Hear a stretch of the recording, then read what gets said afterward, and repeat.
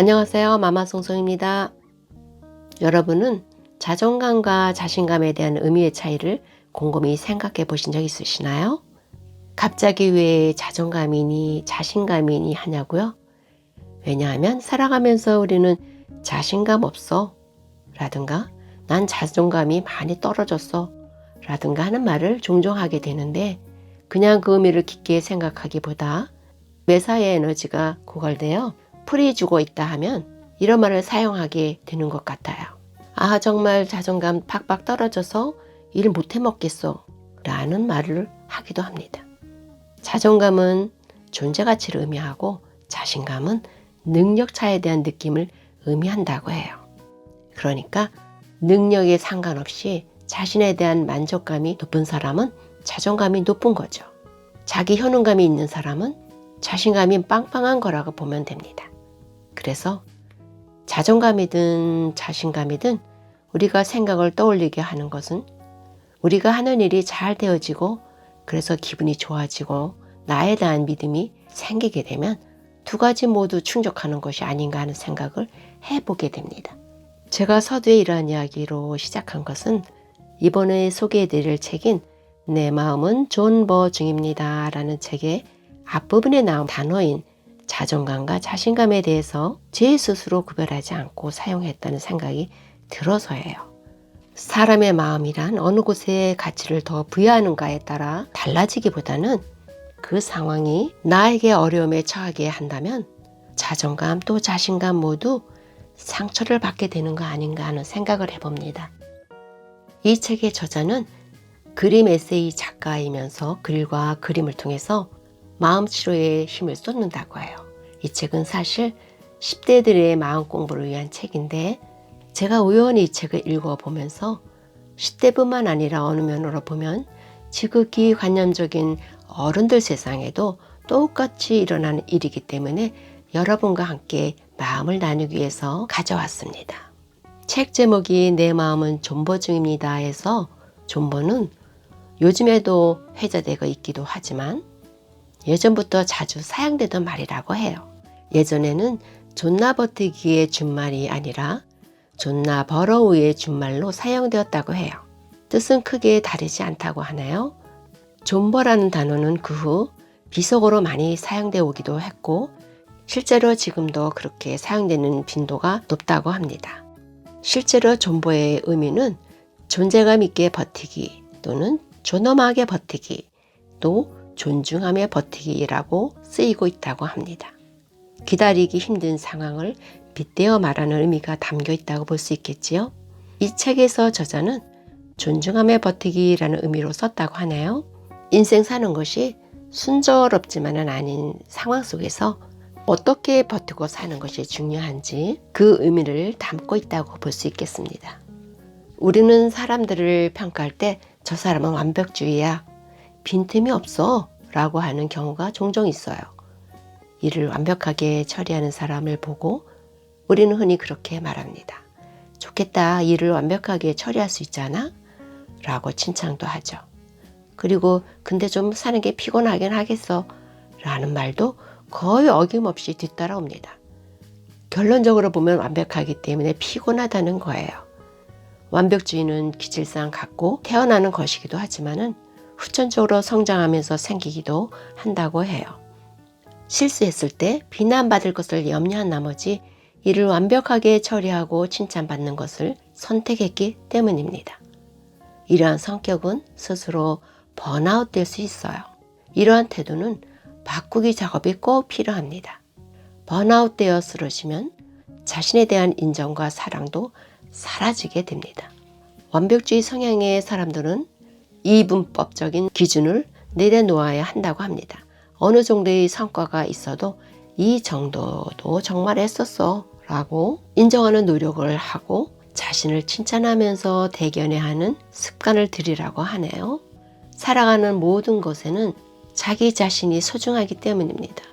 그래서 그 가치를 인정하고 삶의 여유를 줄 필요가 있다고 보는 거죠.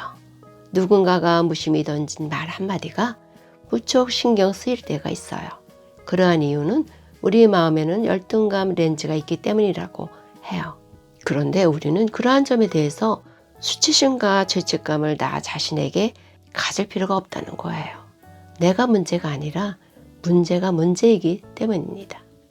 요즘에는 SNS를 즐겨 사용합니다. SNS 속에서 살아간다고도 볼 수 있을 정도로 수많은 정보 속에서 사실 진정한 나를 찾기는 쉽지가 않습니다. 모든 정보에 동화되어서 자신도 모르는 사이에 또 다른 나를 창조해 가기 때문이 아닐까 생각해 봐요. 무의식에 자리 잡아가는 타인의 생활 방식이 나의 일부가 되어 진정한 나를 잊어버리게 되지 않을까 생각해 봐야 한다는 거죠. SNS는 사회적 공간일 뿐이므로 타인의 영향력이 나를 조금씩 침범하도록 그냥 허용해서는 안 된다는 겁니다. 사람은 또한 부정 경향성을 갖고 있기 때문에 나에게 일어나는 모든 일에 대해서 부정적 부분에 더 집중하게 되고 이러한 성향이 습관화되어 점차 세상을 한 겹 씌우고 보게 될 경향이 커진다는 거죠. 그래서 이러한 성향이 나타날 때는 우선 생각 노트를 작성해 보라고 하네요. 자신을 힘들게 하는 생각들을 구체적으로 써보는 거예요. 일기처럼요. 그러다 보면 비슷한 생각들이 자신을 지배해 가고 있다는 것을 알 수 있다는 거죠. 이러한 것들을 깨닫게 되면 스스로 생각과 습관들을 교정해야겠다는 마음이 생기고 점차 수정된 결과물들을 볼 수 있는 겁니다. 타인의 생각이 아닌 본인 자신의 생각이 중요하고 자신의 삶이 좋은 방향으로 진행되도록 나아갈 수 있다는 거죠. 우리는 모두 귀중한 존재입니다. 현재의 본인의 존재에 대해서 소중한 의미를 부여해야만 한다는 생각이 들어요. 우리는 희노애락을 느끼며 살고 있어요. 매번 감정이 자신과 함께 하는 것이지요. 그래서 그러한 감정에 처해 있는 자신을 발견하게 되면 애써 부인하지 말고 인정하라고 하나요? 인정을 하되 그 감정에서 본인이 힘들고 부정적 생각이 든다면 그럼 이 감정에 어떻게 대처해 볼까? 라는 생각을 해보라고 해요. 감정이 몸의 증상으로 나타나게 될 수도 있어요. 배가 아프다거나 두통이 갑자기 생기거나 하기도 하죠. 정신의학에서는 이러한 현상을 신체화된다라고 정의한다고 해요. 버럭 화를 내면서 마음 한구석에는 찜찜한 감정을 느끼기도 하죠. 이러한 모든 감정은 타인과의 관계에서 생기며 좀 더 발전적인 관계 형성을 위해서 겪게 되는 과정이라고 보면 좋다고 합니다. 그러므로 스트레스를 멀리하도록 노력하고 스스로 자신을 관리해 나가도록 하는 것이 바람직하다고 볼 수 있어요. 정신분석자인 도널드 위니컷은 참자기와 거짓자기가 있다는 것을 전제하면서 참자기는 자신의 자연스럽고 편안한 모습을 말하고 거짓자기는 타인의 기대에 맞춰진 다소 포장된 모습이라고 설명을 하고 있습니다.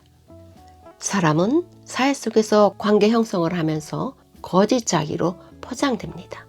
거짓자기가 삶 속에서 참자기보다 크게 차지하고 있다면 진짜 나를 찾기 위해서 타인의 시선을 너무 의식하지 않도록 연습하고 진정한 나만의 세계가 커지도록 노력해야 할 필요가 있다고 봅니다. 타인의 민감성을 줄여나가도록 하는 것이 결과적으로는 자신의 삶의 범위가 커지는 것이고 편안한 마음을 갖게 된다는 것도 잊지 마시기 바랍니다. 나를 함부로 대하는 사람이 있다면 어떻게 하면 좋을까요? 이러한 관계는 우선 불편함을 느끼게 됩니다. 그런데 저자는 이러한 상태가 되는 거에는 본인의 책임도 있다라고 해요. 바로 이러한 문제적인 상황이 도래하도록 상대편에게 빌미를 주었기 때문이라는 것이에요. 우선 본인의 진정한 마음을 상대방에게 전달해라 라고 하네요. 관계 정리가 되어서 본인의 마음의 평정을 찾아온다면 잘 정리한 거예요. 나의 삶의 주권은 나에게 있기 때문입니다. 나는 행복하지 않다라는 마음이 자리를 잡고 떠나지 않는다면 생각을 좀 다르게 해볼 필요가 있다고 해요. 즉, 행복과 만족감에 대한 생각 말이죠. 모든 사람의 행복에 대한 잣대가 다 다릅니다. 내가 갖고 있는 가치와 다른 사람이 갖고 있는 가치가 다르기 때문이지요. 긍정적인 마음이 되도록 노력하고 버티는 즐거움을 알아가는 연습이 필요합니다. 인생을 존버하기는 필요한 과정이면서 인생의 색이 아름다워지도록 가꾸어 가는 것이 어쩌면 살아가는 맛이 아닐까 생각해 봅니다. 이 책을 읽으면서 10대에 가졌던 문제와 화두가 지금의 나이에도 갖고 있는 문제와 화두가 되고 있다는 것에 새삼 놀라움을 느끼게 되었고, 삶 속에 첨가되는 크고 작은 요인들이 점차적으로 아름다운 색을 만들어가고 있구나 하는 것을 또 느끼게 되었답니다. 우리가 존중하며 살다 보면 모든 삶의 결마다 아름다운 색으로 만들어 가게 되지 않을까 생각해 봅니다. 우리는 모두 존보중인 거지요. 나의 소중함은 모든 것에서 우선되어야 하고 기본이 되어야 할 것입니다. 여러분, 오늘도 힘찬 날이 되시길 바라며 다음 시간까지 안녕히 계세요. 마마송송이었습니다.